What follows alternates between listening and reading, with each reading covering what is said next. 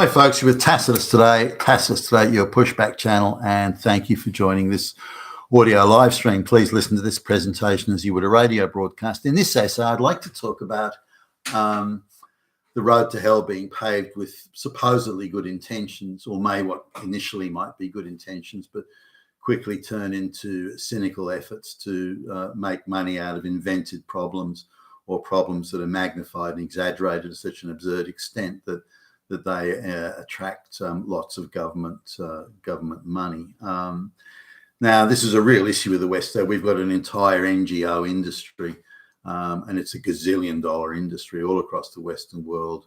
You know, the Tony Blair Institute, or you know, any of these NGOs, and they're getting vast rivers of money pouring in through their front door. They're supposedly charities, many of them, and they're doing nothing but other than, you know, race, gender, medical, and LGBTQ hustling. Their job is to create social division and extract enormous profits for various multinational organizations, and they're richly rewarded for doing so. The point is, they have to tell a lot of lies, because the problems they're supposedly solving, or trying to solve, or attempting to solve, somehow only ever get worse. So no matter how much money is thrown at the supposed problem, and maybe it was a problem at one point, but now I recently saw a video by the guys at Trigonometry, and they mentioned the Cobra effect here, where because there were so many cobras in Indian streets, the British government gave a bounty for every dead snake that was handed in to you know, clear. Now, it was a real problem, and many Indians were dying from cobra bites, and so it was genuinely a problem, and the idea was quite genuine to solve the problem. However, the Indian scammers were quickly, as the Indian scammers are everywhere across the West today, by the way, the Indian scammers were quickly onto it, and they started doing cobra breeding farms. And so they were bringing in, you know, all these cobras that were just brought in breeding farms, and the actual cobras on the street and so on that were killing people were ignored, because you know, why go to the trouble of worrying about them when you can just have cobra breeding farm? You hand the dead cobra in from the breeding farm, and the British government then gives you some money. I mean, gee, it's easy money. Why not? So. The British woke up to this and then stopped the thing. So the breeding farms then turned all their cobras out into the the forest. So the cobra problem actually became worse than it ever been. Now, that wasn't the British government's fault. That was how the system was being exploited by shady people who, again, you know, if you look at the Indian labour hire firms and all the other, there's recently three houses built just not far from where I live, and they're all owned by Indians, and as soon as the houses are built, then you know, there must be 60 or 70 Indians living in those three houses. So the Indian tendency to corrupt and shady practices definitely hasn't changed. Anyway, this idea of the road to hell being paved with good intentions, what may start off with a good intention. So let's say the violence against women industry, which is a gazillion dollar industry all across the Western world. We're supposed to believe that the most pampered, richest, leisure-rich people in human history, women, and who are protected under goodness knows how many laws, under an efficient, functioning state where there's police and courts and so on, that these women are somehow the most oppressed women ever. There has never been a class of women as oppressed as wealthy Western women are today. Now, that was always a stretch, drawing an exceptionally long bow on that. But it became an industry. It was perceived as popular among women. Women like this idea that the male politicians were big, tough, strong men, hairy-chested, strong men, protecting them from all these evil men. But had these women ever met have they ever been assaulted or raped? Well, no, but they might be. It could happen. Can you prove that it won't ever happen? And this sort of thing. So So the violence against women industry, they started upsetting things like there are all these women being beaten up and oppressed in marriages. We have to have safe places for them to go, safe spaces for them to go. All right, then, well, the government then sets up all these safe spaces. Now, the problem is that say you've got a place with 20 beds or 20 rooms or something like that. The only way you can keep the money flowing and keep your job, because you're now part of the industry, is to say that every night that not only is every room taken up with bad women, but you're turning away women. For every one woman that we accept into our place, 100, 1,000, 10,000 women, 1 million women are being turned away. So look, the problem's huge. Now, I remember in the 80s, these women's refuges were starting to appear, and the problem was supposed to be at crescendo proportions then. And billions upon billions of dollars have been thrown at it. But when I look at the media articles today, the problem is much worse than it was then. So you'd have to ask, why have these billions of dollars spent been so ineffective that the problem has only ever got worse? It has never got better. It has never improved. There has never been a single year when, again, no matter how much money is spent, no matter how many women's refuges, no matter how many support services, no matter how much is done, the problem only ever gets worse. But the industry is now consuming billions, and the only way it can exist is by claiming that the problem just keeps getting worse and worse. No one stops to ask, well, how come it's getting worse when all that money is spent? It's either got to be the most outrageous example and case of money being badly spent that we've ever seen, or the problem's been invented. Now, either way, I pick your, make your choice there, but it's one of them. Now it's funny how no one ever knows anybody. All these horrific statistics of women being raped and beaten and this and that, and the next thing, how come I don't know any woman that's been raped or beaten? I mean, I've been around for quite a while. I know a lot of people, but I don't know any. Now, if it was as widespread as that, I would know a lot. But when you delve into the numbers, for example, of women claiming to be raped, it's a small nucleus of women who claim to be raped multiple times. Women with mental health and drug addiction problems, for example, that's not explained. So anyway, when you look at that, but I guess what brought this home to me, this industry and ginning up numbers and figures was. I look after a relative who's pretty much infirm these days, and I have to take her to the doctors, or do take her. I want to be helpful, so it's not a have to do thing necessarily, but I take her to the doctors, medical specialists, and things like this. Now she doesn't drink or smoke, so in terms of the fatty foods, she could probably do it better on that front, but she's, she's old and decrepit and that sort of thing. But it's not directly related to that she's boozing or getting drunk all the time or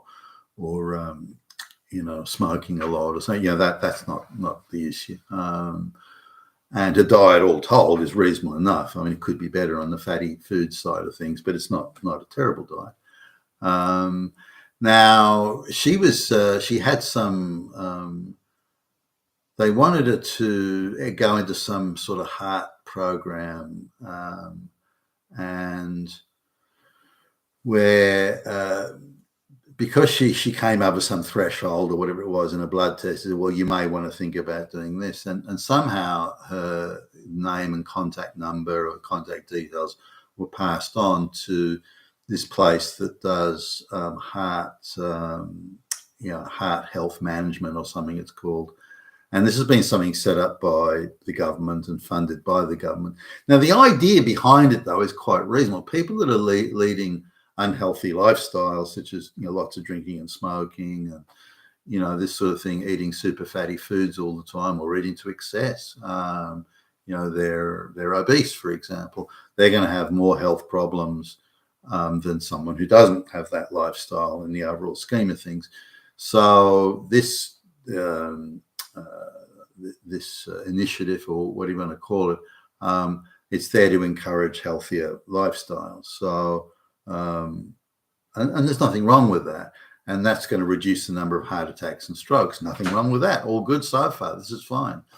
But the government has said that, okay, we'll pay you for every person that comes to your courses. So if you get 100 people coming, then you're going to get $100 a week, for example, $100 a week for every person that turns up at these courses, or these talks or lectures, or you want to call them, or health checks, and so these people have a direct incentive to get as many folks turning up for these things. So if they can say we got 1,000 or we got 1,000,000 or whatever people turning up, then money would just pour like a river inside the front door. And it's like it's been sort of outsourced, so it's like an NGO type thing, and they've worked out that all they got to do is bump up the numbers of people. If they can convince these frail old people to come along, then they can bump up the numbers considerably, which means they'll make a lot more money, and so they can kind of get rich over it. And they're, again, sucking off the taxpayer teat here.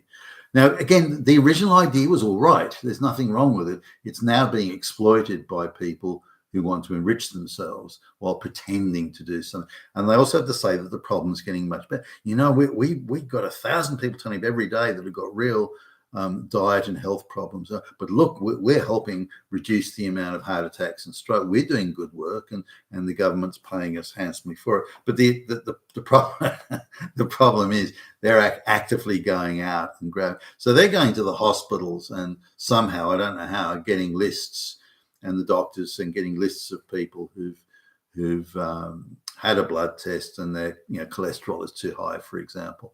Or getting up towards the upper range, maybe not even too high, and they're somehow getting these records. I don't know how, getting these records, and they've actually employed like a sales person to go and contact people directly. Oh, you can come to this. It's free. It won't cost you anything. Come along here.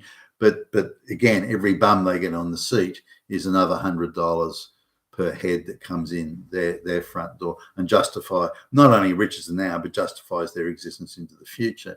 Now, I don't know how many people they would get. I took the relative to one of these things that was actually done in the hospital. I don't know if it was attached to the same group, but there was her, I think, and two other people. The other two people had to be brought in by wheelchair, so they probably wouldn't have made it to another place, and they were in the hospital already. So there wasn't I don't think there's the take-up rate in this at all. I don't think it's even close. And so these people are actively going out and chasing people. They're spruiking for business. They're out there touting to get people to come in, just so they can screw money out of the government. So this is the sort of scam that I'm talking about. Now then, once that river of money is there, people look at it and go, oh, gee, I wouldn't mind a piece of that. What we'll do is we'll appoint a director of education for this section of the NGO. So now so they're advertising a job now for 3 or 4 times the average wage. And the first thing the director's looking at is, hey, we need more people in here to bring more money in. And then we need an assistant director of such and such. So before you know it, a whole bureaucracy has grown up but it's all being done by gaming the system. And this is what the issue is. As soon as you offer money to solve a social problem that can't be defined and can't be clearly defined, can't be clearly measured in terms of outcomes, then you're looking at a situation that's murky enough where it will be exploited by scammers and, again, people gaming the system. And that's what's happening with whether it's responses to supposed pandemics, whether it's violence against women, or supposed rape. Rape only ever gets worse every year. Gazillions are spent on it, but it keeps on getting worse and worse and worse, because now it's a huge industry, and it's industry that needs to be shut down. Same as universities, for example, they've turned into globalist indoctrination centers. But again, it's now being gamed and scammed by the activists, because government money comes pouring into it. So you see situations of government money coming in and things like this, and inevitably people game it and turn it into scams, and and exploited for enrichment. If you go to the best paid jobs in Australia, like on the online job boards, that sort of thing, you go into the best paid jobs in Australia, pretty much all of them, oh no, not all, most, certainly most, the majority by far are NGO type jobs or Quango type jobs that are completely or primarily reliant on government money or charity status, which allows tax deductibility from people donating to it. So these are the best paid jobs. And so the best paid jobs aren't captains of industry, running the factory or doing productive work. The majority of the best paid jobs are these scams, these exact same scams.